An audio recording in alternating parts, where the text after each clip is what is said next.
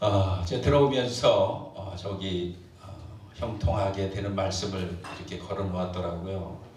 오늘 여러분들과 함께 나누고 싶은 말씀은 그렇다면 나는 형통한 사람인가? 나는 형통한 사람인가? 그런 말씀으로 우리가 말씀을 좀 나눠보기를 원합니다. 성경에는 여러 가지 말씀이 많이 있지만 유독 특별한 장이 있어요. 여러분 우리가 잘 아는 대로 히브리서 11장은 어떤 장이라고 생각하세요? 믿음의 장이라고 이야기할 수 있어요. 고린도전서 12장은 어떤 장입니까? 은사의 장이라고 이야기할 수 있어요. 곧 이어서 13장은 우리가 너무나도 잘 아는 성령의 열매의 사랑의 장이라고 이야기할 수 있어요. 또 우리 주님이 산상에서 말씀하셨던 마태복음 5장은 팔복음의 장, 산상보훈의 장이라고 이야기를 할 수가 있어요. 그렇다면 여러분, 오늘 저희들이 읽은 창세기 39장은 여러분들에게 어떤 장이라고 볼 수 있나? 저는 형통의 장이라고 볼 수 있어요. 여러분, 우리의 삶 속에서 형통함이 늘 있기를 주님의 이름으로 축복을 드립니다. 형통하는 것을 싫어하는 사람은 없어요. 믿는 사람도 믿지 않는 사람도 2025년도에는 다 형통하기를 원해요. 그런데 그 형통함의 기준이 우리와는 다르다라는 것이에요. 세상의 형통함이란 여러분 어떤 것이에요? 잘 먹고 잘 살고 잘 입고 잘 나가는 것이 부귀영화를 누리는 것이 형통이라고 말해요. 하나님은 오늘 요셉을 통해서 우리들에게 주시는 형통함이란 앞길이 꽉 막힌 것이 형통하다라고 말씀하고 계셔요. 다른 사람들에게 핍박을 받고 내가 원하는 일이 되지 않는데 그것을 하나님은 형통하다고 오늘 우리들에게 요셉을 통해서 말씀하고 계시는 줄 믿습니다. 그런데 우리는 그 형통함을 잘 받아들이지 못해요. 여러분 신년 초가 되고 연말이 되면 많은 주의 성도들이 와서 안수를 해달라고 해요. 축복기도 해달라고 해요. 저도 했어요. 많은 성도들이 와서 목사님 우리 자녀 2025년도에 축복해 주세요. 제가 어떤 사람과 같이 되기를 원합니까? 그러면 꼽아요. 다윗과 같은 사람, 요셉과 같은 사람, 모세와 같은 사람, 그런 사람이 되기를 원한다고 이야기를 해요. 좀 그렇게 이야기를 합니다. 요셉과 같은 사람이 되기를 내 자녀가 원하십니까? 큰 소리로 아멘해요. 그런데 그 다음에는 아멘이 점점 죽어들어요. 가서 고생을 해야 돼요. 감옥살이 해야 돼요. 고난을 받아야 돼요. 연단을 받아야 돼요. 누명을 써야 돼요. 그러면요 부모님들이 얼굴이 사색이 돼요. 목적은 좋게 여기지만 과정은 아주 우습게 여겨요. 여러분 그렇지 않아요? 네. 여러분들도 성도들에게 축복기도 해주실 때가 많이 있었을 거예요. 자기가 사모하는 사람의 이름을 들고 나와서 그렇게 목사님 앞에 나와서 축복해달라고 기도해요. 고생하라고 이야기합니다. 저는 집사님, 권사님, 자제분이 올해 복되기를 원하세요? 아멘. 그러면 감옥에 들어가야 돼요. 누명을 써야 돼요. 고난을 받아야 돼요. 연단을 받아야 돼요. 그러면요 그만 기세 등등했던 믿음의 모습은 사라지고 꼬리를 내리고 그만 저기 뒷좌석에 앉아서 우는 거예요. 그런데 여러분 하나님은 우리들에게 그것을 형통하다라고 말씀하고 계셔요. 여러분들이 생각하는 형통함, 우리가 생각하는 형통함이란 하나님의 말씀에 비춰보면 근본적으로 다르다라는 거예요. 요셉이 어떻게 우리들에게 형통하다고 하나님은 말씀하고 있어요? 형들에게 배척을 당했는데 하나님은 형통하다고 말씀하고 계셔요. 고난과 연단을 통했는데 하나님은 그것을 형통했다라고 이야기를 해요. 누명을 뒤집어쓰고 감옥에 갇혔을 때도 하나님은 여전히 요셉이 형통했다라고 여러분이가 잘 아는 대로 창세기 38장서부터 무려 50장까지 형통에 대한 이야기를 요셉의 모습을 통해 우리들에게 가르쳐주고 있어요. 그래서 여러분 2025년도에 여러분들의 삶 속에서 여러분들의 사역 속에서 징용 속에서 하나님의 형통함이 있기를 원한다면 요셉이 받기 전의 모습을 우리도 분명히 어떻게 해요? 통과해야 된다. 그것을 우리가 견디지 않으면 하나님이 나와 함께하지 않는다라는 것을 우리는 알아야 돼요. 형통함이란 원어로 찾아보니까 찰나흐라는 단어를 사용했더라고요. 어떤 의미를 가지고 있습니까? 잘 되어가고 있다, 번성하고 있다, 평안해지고 있다, 그렇게 이야기를 해요. 그런데 그 의미의 원어를 여러분 조금 더 묵상해 볼 필요가 있는 거예요. 세상에서 말하는 형통함은 완전한 것을 이야기해요. 완전히 이루어진 것, 더 이상 바랄 수 없는 것이 형통함이라면 하나님께서 우리들에게 주시는 형통함의 근본적인 메시지는 뭐냐? 현재 완성형이 아니고 미래 지향형이다. 앞으로 전진해 나가는 것을 하나님은 형통하다라고 요셉을 통해 말씀하고 계시는 거예요. 한국이 굉장히 어려워요. 여야가 극도로 갈려서 치열하게 싸우고 있어요. 우리는 그것을 어떻게 봐야 돼요? 형통함으로 봐야 돼요. 그것을 힘들고 어려운 관점에서 보면 우리들 앞에는 매일매일 무엇만 보여요? 힘들고 어려운 문제만 보는 거예요. 문제를 보는 사람은요, 매일같이 문제만 커 보여요. 힘들고 괴롭다고 말하는 사람은요, 그 말하는 거에 100배, 60배의 더 큰 문제만 나에게 다가오는 것처럼 보인다라는 거예요. 그러나 그럼에도 불구하고 내 문제가 힘들고 어려워도 하나님의 형통하심이 내 삶 속에 있다라고 믿는 사람은 문제가 문제로 보이지 않는 거예요. 여러분, 왜 우리가 두려운 인생을 살아갑니까? 왜 내 앞길은 왜 이렇게 두렵다고 생각해요? 두려운 근본적인 이유가 여러분 어디에 있다고 생각해요? 내가 지금 하고 있는 일이 끝나지 않고 지속이 될 것 같으니까 두려운 거예요. 그렇지 않습니까? 우리가 맡고 있는 사역이 내 사역은 지경이 넓어지고 커지고 그러지 않을 것 같아. 매일매일 기도하고 부르짖는 것 누구보다 열심히 하는데 그럼에도 불구하고 하나님은 내 기도, 내 사역을 넓혀주지 않는 것 같아. 그래서 두려운 거예요. 왜요? 나의 모습과 나의 현재의 상황이 바뀌어지지 않을 것 같은 생각에 내가 사로잡혀 있기 때문에 두려운 거예요. 그 두려움이 우리를 짓누르는 거예요. 요셉은 두렵지 않았을까요? 요셉은 괴롭지 않았을까요? 괴로웠을 거예요. 두려웠을 거예요. 그러나 여러분, 창세기 38장서부터 50장 끝날 때까지 요셉의 입에서 문제를 문제라고 말한 적이 단 한 번도 없어요. 괴로움을 괴로움이라고 말한 적도 없다라는 거예요. 환난과 고초와 역경이 내 앞에 있을지라도 그것을 무엇으로 봤어요? 하나님의 형통하심으로 보았다라는 거예요. 하나님의 말씀을 있는 그대로 믿었다라는 거예요. 우리가 지금의 시대에서 살아가는 모든 일들이 다 무섭게 보여요. 두렵게 보여요. 요셉과 같은 처지에 있어요. 대한민국이, 한국교회가 1천만이라는 성도들이 다 두렵고 무서운 거예요. 그런 관점 속에 놓여져 있으면 대한민국의 미래는 점점 불안하고 초조해 보일 수밖에 없어요. 그런데 하나님은 그것을 형통하다고 우리들에게 말씀하고 계신다면 우리는 어떤 자세와 어떤 마음으로 오늘도 믿음의 길을 걸어가야 됩니까? 오늘도 우리는 주신 사명을 어떻게 해야 됩니까? 요셉의 모습을 통해서 우리의 지경을 세워가고 우리의 삶을 회복해 나가야 된다라는 거예요. 여러분, 하나님이 요셉에게 주시는 형통함이란 끝나지 않는 것을 이야기하는 거예요. 끊임없이 하나님께서 행하실 일을 보여주시는 것이 형통하다라고 말씀하고 계시다라는 거예요. 그런데 여러분, 오늘 말씀을 우리가 읽었지만 우리 모두에게 하나님이 형통함을 주시기 위해서 형통함이 내게 다가오기 전에 반드시 나타나는 증상이 있다라는 거예요. 나타나는 현상이 있다라는 거예요.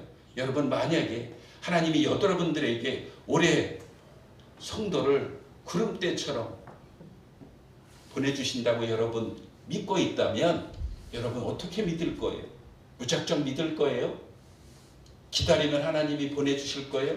그렇지 않아요. 여러분, 하나님의 말씀은 1.1핵도 변함이 없다라는 것을 여러분이 믿는다면 요셉이 형통하기 전에 나타나는 증상이 있다라고 성경은 이야기하고 있어요.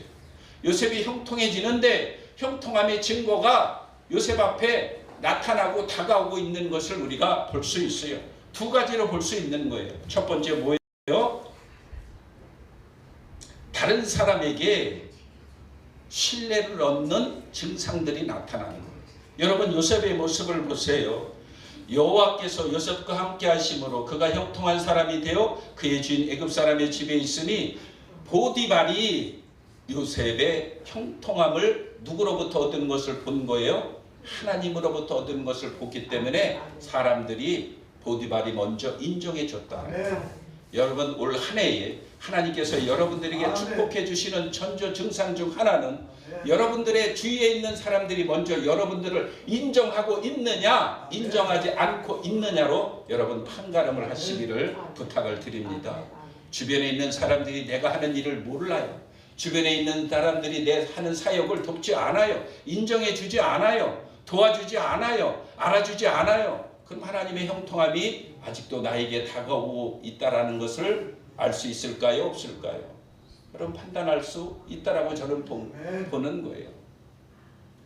요셉은 형통하기 전에 다른 사람들로부터 인정받고 있었다라는 거예요. 여러분 그래서 우리가 주변에 있는 사람들을 우습게 생각하면 안 돼요. 하찮게 생각하면 안 돼요. 나보다 배우지 못했다고, 나보다 못 산다고, 나보다 믿음이 적은 것 같다고, 나보다 기도 적게 하는 것 같다고 그렇게 생각하면 안 된다는 거예요. 요셉은 내 삶 속에 내 주변에 있는 모든 사람들에게 어떻게 했어요? 최선을 다한 거예요. 최선을 다한 거예요.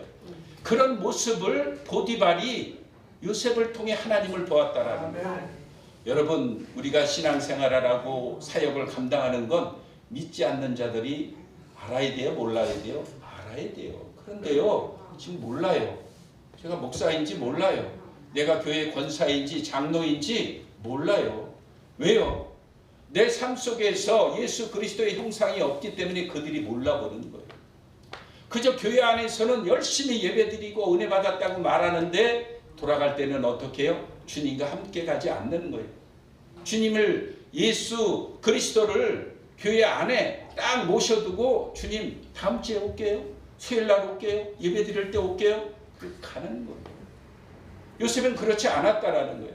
요셉이 어디를 가든지 보디발이 보니 하나님이 너와 함께 하심을 보았으면 우리의 삶 속에서도 우리의 사역 속에서도 우리의 인생 속에서도 반드시 이러한 일들이 있다면 우리가 그토록 원하는 요셉의 형통함을 우리도 누리게 되는 줄 믿습니다.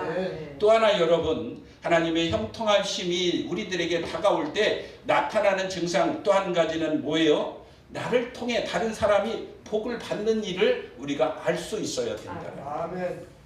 요셉도 하나님의 형통함이 있기 전에 요셉이 있는 곳곳에 하나님이 복을 주시는 거예요. 하는 일마다 잘 되는 거예요. 여러분 식당에 사람이 없는데 손님이 없는데 내가 들어갔는데 손님이 계속 따라 들어와. 신기해요. 저는 식당에 가면요 분명히 조용한 식당이라서 찾아갔는데 음식 주문하고 10분이 있으면요 식당이 그냥 바글바글 차요. 여러분 한 가지 예지만 우리들의 삶 속에 나를 통해서 주변에 있는 사람들이 복받는 것을 보아야 돼요. 여러분 좋은 사람 옆에는 좋은 사람이 있는 거예요. 은혜 받는 사람이 옆에 있어야 은혜 받는 거예요. 기도하기 힘들어도 기도의 등불을 켜고 있는 사람 옆에 있어야 나도 덩달아서 기도할 수 있는 거예요. 그런데 여러분 그것이 누구를 통해 다 나가야 돼요? 나를 통해 나가야 되는데 그렇지 못하다면 그러면 하나님 앞에 문제가 있는 거예요? 아니에요. 우리에게 문제가 있는 거예요. 나에게 문제가 있는 거예요. 여러분 옆집에 있는 사람 요새 알아요? 앞집에 있는 사람 알아요? 몰라요. 예수 믿는다고 하면서 앞집에 있는 사람과 인사조차 하지 않아요. 요즘 시대가 그래요. 앞집에 있는 사람, 윗집에 있는 사람 몰라요. 그들은 예수를 믿는지 안 믿는지 우리 모르잖아요. 그러나 나는 예수 믿는 사람이잖아. 먼저 다가가지 않는 거예요. 나를 통해서 선한 영향력을 내 스스로 어떻게 해요? 단절시키는 거예요. 묶어버리는 거예요. 그리고 복받기를 원한다면 내 삶이 형통하기를 원한다면 그 형통함이 흘러갈까요? 안 흘러가요. 안 흘러간다는 거예요. 여러분 그래서 하나님의 형통함이 진짜 내 속에서 역사하려면 나를 통해서 나의 주변에 있는 사람들이 하나님이 함께 하심을 보아야 돼요. 예수 믿으려면 저 사람처럼 믿어야지. 예수 믿으려면 저 사람처럼 해야지. 그래서 저 사람이 교회 갔더니 복을 받더라. 요셉의 모습이 있어야 돼요. 여러분, 그와 같은 형통함이 내 속에 있을 때 그때 비로소 내 환경이 바뀌는 거예요. 내 상황이 역전되는 거예요. 요셉은 그러한 과정을요 일일이 다 통과했어요. 그러니까 감옥에 가서도 감옥을 감옥으로 여기는 생각을 하지 않는 거예요. 환경이 힘들고 어려워도 두렵지 않은 거예요. 여러분, 왜 우리가 낙심하고 근심하고 좌절합니까? 내 시선으로 내 앞에 놓여져 있는 환경과 상황을 보니까 당연히 힘들고 어렵죠. 해결이 안 되죠. 그러나 여러분, 우리가 잘 아는 대로 비행기를 타고 높은 곳에 올라가요. 우리 앞에 땅에서 봤던 건물이 크게 보이던가요? 높게 보이던가요? 아니에요. 다 똑같이 보여요. 우리의 시선과 관점이 땅에 머물러 있는 한 주님의 시선을 우리가 붙잡을 수 없는 거예요. 믿음의 영향력을 내가 작동을 해야 되는데 불신의 영향력을 내가 작동하는 거예요. 그러니까 내 시선으로 환경을 보고 상황을 보니까 문제가 해결이 안 돼. 떠나가지 않는 거예요. 독수리 날개침같이 새 힘을 얻게 해달라고 그렇게 기도하지만 나는 정작 독수리 날개침같이 얻는 그 시선으로 나는 바라보지 않는다라는 거예요. 여러분, 믿음이란 무엇일까요? 믿음이 우리를 이끌어갑니까? 맞아요? 믿음이 나를 이끌어가요? 원론적으로는 맞아요. 그런데 여러분, 내가 움직이지 않으면 믿음도 가만히 있어요. 내가 움직이지 않는데 내게 주신 주님의 믿음이 움직일 수 있어요? 없어요. 여러분, 믿음이 나를 이끌어가려면 내가 바라보고 있는 시선과 관점이 사람의 기준이 아닌 하나님의 기준으로 올라갈 때 믿음이 나를 이끌어가고 있는 것을 우리가 볼 수 있다라는 거예요. 높은 산이 우리 앞에 있어도 비행기를 타고 높이 올라가면 그것을 능히 넘어갈 수 있다라고 생각하잖아요. 우리가 보기에는 길이 한 가지밖에 없지만 높은 산으로 올라가서 길을 보면 수만 가지의 길이 있는 것처럼 주님께서 우리를 인도해 가시는 방법이 다 다르다라는 것을 우리가 오늘도 어떻게 해야 돼요? 배워야 된다라는 거예요.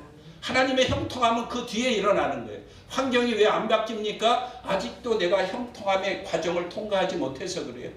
여러분, 저는 그런 기도를 잘 안 해요. 하나님, 내 환경을 바꿔주세요. 내 지경을 바꿔주세요. 내가 닥쳐오고 있는 모든 일을 바꿔주세요. 그런 기도 잘 안 해요. 왜 안 하느냐? 내가 그 과정을 통과해 가지도 않는데 하나님이 그것을 바꿔줄 리가 없는 거예요. 환경이 무서워요? 아니에요. 내가 생각하고 있는 생각이 무서운 거예요. 내가 바라보고 있는 시선과 관점이 하나님의 시선에 머물리지 않고 육신에 머물러져 있기 때문에 우리는 문제가 있을 때마다 두려운 거예요. 대한민국이 혼란스러워요? 저는 혼란스럽게 생각 안 해요. 분명히 말씀을 드리고 있는 것은 분명히 예언하는 것이 하나 분명히 있는데 다음 대통령은 반드시 또 세워진다라는 거예요. 다음 대통령 안 세워져요? 누군지는 몰라도 세워져요. 그걸 믿잖아요. 근데 왜 두려워요? 왜 다른 사람들이 혼란스럽다고 우리도 혼란스러워 우리까지 좌우로 막 흔들어야 돼요? 잘못된 거 아닙니까? 믿음으로 산다라는 것은 여러분 그런 거 아니에요. 옆에서 천둥치고 우박이 내려도 나는 평안한 것이 믿음의 원리예요, 여러분. 그렇지 않습니까? 내 시선을 세상적인 관점과 기준으로 계속 보면서 하나님이 우리들의 시선으로 내려오길 원한다면 하나님은 그렇게 일하시지 않는다. 요셉이 수많은 일을 겪고 수많은 과정을 겪었어도 절대 두려워하지 않는 것은 하나님이 나와 오늘도 함께 하심을 믿고 있기 때문에 그러한 모든 것들을 견뎠다라는 거예요. 창세기 28장 15절에 있는 말씀을 보면 하나님께서 아브라함에게 내가 너와 함께 있어 네가 어디로 가든지 너를 지키며 너를 이끌어 다시 이 땅으로 돌아오게 할지라 내가 내게 허락하는 것을 다 이루기까지 너를 떠나지 않는다라고 말씀하셨어요. 이 말씀의 문맥을 보면 내가 어디로 가든지예요. 내가 어디로 가든지 무엇을 하는지가 아니에요. 우리는 무엇을 하는지에 너무 필이 많이 꽂혀져 있어. 하나님은 우리가 무엇을 하는지에 관심이 없어요. 네가 어디로 가서 어떤 일을 하든지가 더 관심이 있다라는 거예요. 여러분, 우리들의 생각과 시선을 어떻게 해야 돼요? 바꿔야 돼요. 주님이 원하는 시선으로 올라가야 돼요. 아멘. 독수리 날개침같이 샘을 얻는 악망, 그 악망이라는 것은 뭐예요? 주님을 바라보는 거예요. 아멘. 내 시선을 땅에 고정시키지 않고 주님께 고정시키는 것이 악망이라는 원래의 뜻이에요. 아멘. 그래서 여러분, 내가 움직이지 않으면 주님도 가만히 계시는 거예요. 절대 여러분, 믿음이 나를 이끌어간다는 생각은 1차적인 어린이와 같은 신앙생활 속에 머물러 있다라는 거예요. 내가 움직이지 않으면 주님도 움직이지 않아요. 내 시선이 세상으로 고정되어져 있으면 내가 믿고 의지하는 주님의 시선도 우리들의 수준에 머물러 있다라고 생각한다라는 거예요. 그러니까 내 앞에 놓여져 있는 수많은 문제들이 어떻게 보여요? 힘들게 보이는 거예요. 어렵게 보인다라는 거예요. 여호수아 1장 9절에 있는 말씀을 보면 하나님은 여호수아에게 내가 네게 명령한 것이 아니냐, 너는 강하고 담대하라, 두려워하지 말라, 놀라지 말라. 여기 똑같이 말씀하셔요. 네가 어디로 가든지 네 하나님 여호와께서 너와 함께 하신다라고 말씀하셨어요. 네가 어디로 가든지는요, 사방 팔방 동서남북을 이야기하는 거예요. 하나님이 지정한 곳에 우리가 가야 하나님이 지켜주시고 보호해주시고 인도해주신다는 것이 아니에요. 믿음의 발걸음을 내딛는 곳곳마다 하나님이 동행하신다라는 거예요. 모세는 위대한 지도자였어요. 권위가 있었어요. 능력이 있었어요. 이스라엘 백성들이 모세의 말 한마디에 일사불란하게 순종한 그런 모세와 같은 사람이었지만 여호수아는 어때요? 협심증이 있었던 사람이요. 가슴이 아주 그냥 깨알같이 조망만해요. 여호수아를 누구도 알아주지 않았어요. 그런 사람이 자기가 원해서 모세의 후계자가 되었어요? 안 되었어요. 하나님께서 허락하시고 모세를 통해 했을 때 모세의 마음이 당연히 그렇겠죠. 두렵고 떨렸겠죠. 나는 모세처럼 능력도 없고 인정받아본 적도 없고 앞에 나서본 적도 없고 하나님, 그런데 그런 나를 사용하셨는데 내가 어떻게 이 백성들을 가나안 땅으로 이끌고 들어가서 7 족속을 무찌르고 하나님이 주신 기업을 완성시킬 수 있겠습니까? 당연히 물어보지 않겠어요? 하나님이 주신 말씀은 그것이에요. 내가 어디로 가든지, 네가 무엇을 하든지가 아니에요. 네가 어디로 가든지 내가 너와 함께 하신다라는 거예요. 여러분, 2025년도에는 우리가 무엇을 하는지에 너무 목적을 두지 않기를 원해요. 우리가 어디로 가든지 하나님은 오늘도 나와 함께 하심을 믿어야 되는 줄 믿습니다. 믿어야 되는 줄 믿습니다. 여러분, 그런 것이 진짜 형통함이에요. 그래서 우리가 지금 못 나가고 있어요. 우리의 문제가 막히고 있어요. 우리의 사역이 막히고 있어요. 하나님께서 우리들에게 주실 것이 다 예비되어 있고 준비되어져 있고 끝났는데 그럼에도 불구하고 내 문제가 해결되지 않고 내 상황이 역전되지 않고 내 길이 보이지 않는다면 나는 여전히 지금 광야에서 형통함의 은혜를 받기 전에 훈련받고 있는 거예요. 연단받고 있는 거예요. 여러분, 훈련받고 연단받는 것은 힘들고 괴로운 것이 아니에요. 대학에 가서는 여러분 반드시 필수 과목을 전공해야 졸업을 하듯이 우리가 하나님의 종으로 믿음의 삶을 살려면 인생의 필수 과목인 광야의 시간을 누구나 다 예외할 것 없이 다 지나가야 된다. 그것을 지나간 후에 형통함이 그때서부터 다가오는 거예요. 환경이 두렵지 않은 거예요. 문제가 두렵지 않다라는 것을 오늘도 여러분들이 주신 말씀을 통해 붙잡으시기를 주님의 이름으로 축복을 드립니다.